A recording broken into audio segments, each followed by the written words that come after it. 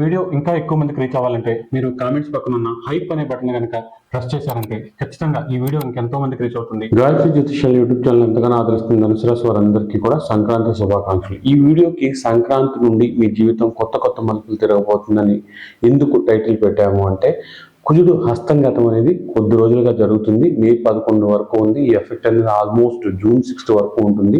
ధనుసు రాశిలో జన్మించి ఎవరైతే ఈ సమస్య తీరితే తప్ప నేను బతకడం వల్ల ఉపయోగం ఉంటుంది, తీరకపోతే నేను బతికిన అనవసరం అని బాధపడుతున్నారో వాళ్ళందరికీ కూడా ఆ సమస్య తీర్చుకోవడానికి కుజుడు హస్తంగతం అనేది ఎంతగానో ఉపయోగపడుతుంది.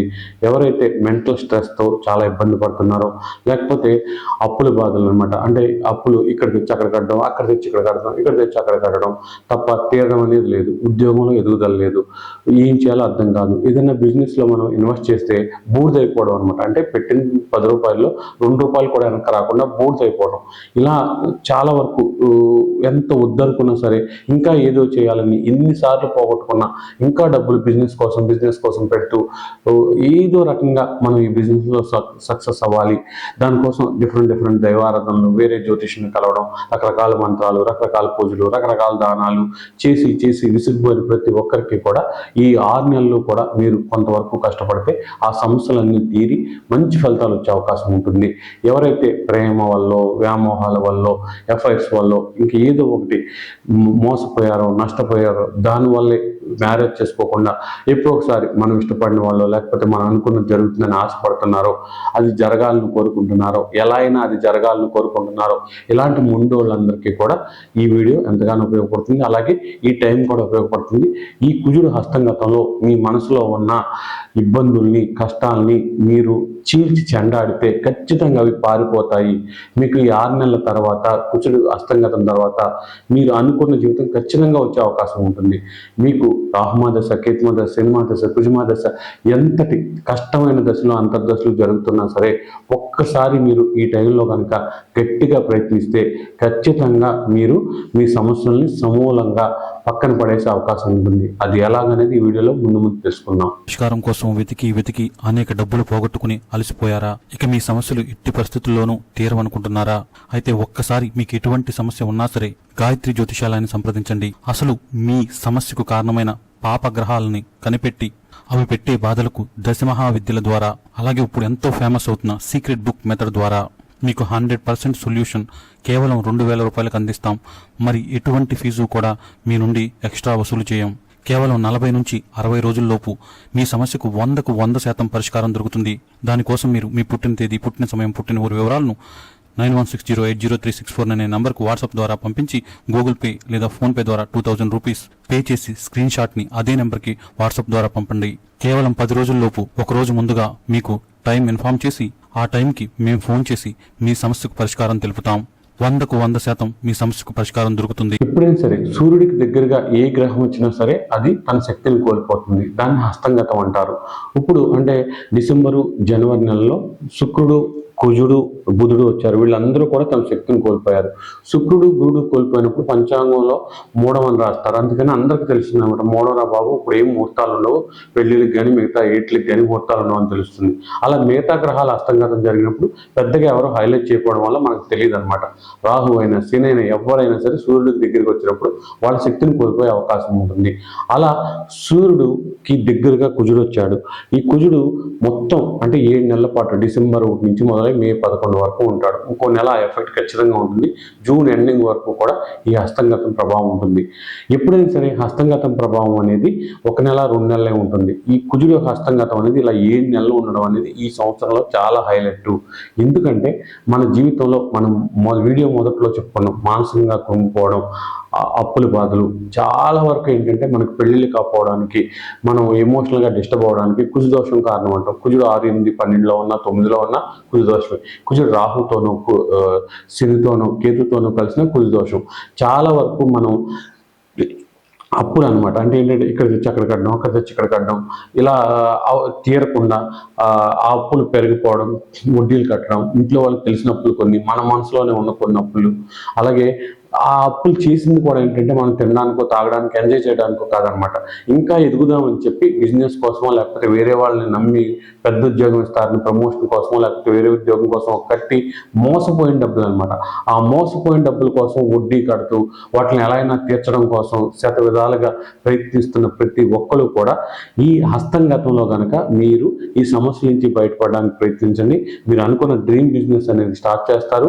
అలాగే ఖచ్చితంగా మీరు మీ ఎవరినైతే ఇష్టపడే వాళ్ళు ఉన్నారు వాళ్ళని వాళ్ళని మర్చిపోలేక బాధపడడం, పెళ్లి చేసుకోకుండా అలా ఉండిపోవడం, లాంగ్ టర్మ్ ఇప్పటి నుంచో వాళ్ళ కోసం ఎదురు చూడడం, ఇలాంటి సమస్యల నుంచి బయటపడడానికి కూడా ఈ హస్తంగతం అనేది ఎంతగానో ఉపయోగపడుతుంది. ఖచ్చితంగా ఇప్పుడు చూడండి, మీకు 2లో ఉన్నాడు కుజుడు, 45 రోజులు ఉంటాడు, తర్వాత 3లోకి వస్తాడు. రాహువు కూడా తన బలాన్ని కోల్పోతాడు, తర్వాత శని బలాన్ని కోల్పోతాడు. పాపగ్రహాలన్నీ కూడా కొన్ని రోజులు బలాన్ని కోల్పోతున్నాయి. ఖచ్చితంగా మీకు రాహు మహదశ జరుగుతున్న వాళ్ళకి 45 రోజులు ఎంతగానో ఉపయోగపడతాయి. శని మహదశ జరుగుతున్న వాళ్ళకి శని హస్తంగతం అవడం వలన అప్పుడు కూడా చాలా శని బలం కోల్పోవడం వల్ల మంచి ఫలితాలు వచ్చే అవకాశం ఉంటుంది. ఏలినాటి శని ఎఫెక్ట్, ఈ ఎఫెక్ట్లు తగ్గి మంచి ఫలితాలు వచ్చే అవకాశం ఉంటుంది. ఖచ్చితంగా ఈ 6 నెలలు కూడా చాలా చక్కగా ఉంటాయి. దీనికోసం ఏం చేయాలంటే మీరు పట్టు వదలని విక్రమార్కుడిలాగా మీరు ఈ సమస్య నాకుంది, ఒకటే సమస్య, దాన్ని రాసుకోండి. దాన్ని ఎలా అయినా సరే అధిగమించాలనుకుంటున్నాను, దానికోసం నేను సామధాన దండోపాయాలు ఉపయోగిస్తాను, దాన్ని ఎలా అయినా సరే చిలిచి చెందాను, దానికోసం ఎంతవరకు అయితే అంటాను. ఇంట్లో కూర్చుని ఆలోచించేసి ఇమాజినేషన్ చేయడం కాదు. ఖచ్చితంగా మీరు ఆ సమస్య పోవాలంటే ఏం చేయాలి? సిగ్గుపడ్డం, మొహమాటపడ్డం, ఎవరినైనా అడిగితే ఏమనుకుంటారు, ఇది ఏమొద్దు. ఈ సమస్య అయితేనే నేను బతుకుంటే ఉపయోగం అనుకున్నప్పుడు ఇంకా మీరు ఎవరి కోసం మొహమాటపడాలి? ఎవరో ఏదో అనుకుంటారు. ఇప్పుడు భార్య చనిపోతే భర్త చనిపోతే భార్య, 11 రోజుల తర్వాత మర్చిపోతున్న ఎవరి పని వాళ్ళు చేసుకుంటున్నారు. ఇలా ఉండే రిలేషన్స్, నేను వేరేలా అంటలేదు. ఎవ్వరు కూడా అంటే ఎంత సొంత బంధాలైనా సరే ఎవ్వరు కూడా ఇంకొక అరగంట ఇంకోళ్ళ గురించి ఆలోచించే పరిస్థితులు. ఇలాంటి పరిస్థితుల్లో మీ గురించి మీరు ఆలోచించండి. మీరు బాగుంటేనే మీ కుటుంబం బాగుంటుంది. కాబట్టి మీకు ఎలాంటి దరిద్రపు సమస్యలు ఉన్నా వాటి నుంచి బయటపడడానికి ఈ 6 నెలలు కూడా గట్టిగా ప్రయత్నించండి. దానికోసం ఆస్ట్రాలజీ పరంగా ఏం చేయాలి, మీ జాతకాన్నిలో ఉన్న దోషాలు ఎలా తెలుసుకుని మనం ఏ రెమెడీలు చేసుకుంటే ఆస్ట్రాలజీ ఉపయోగపడుతుంది.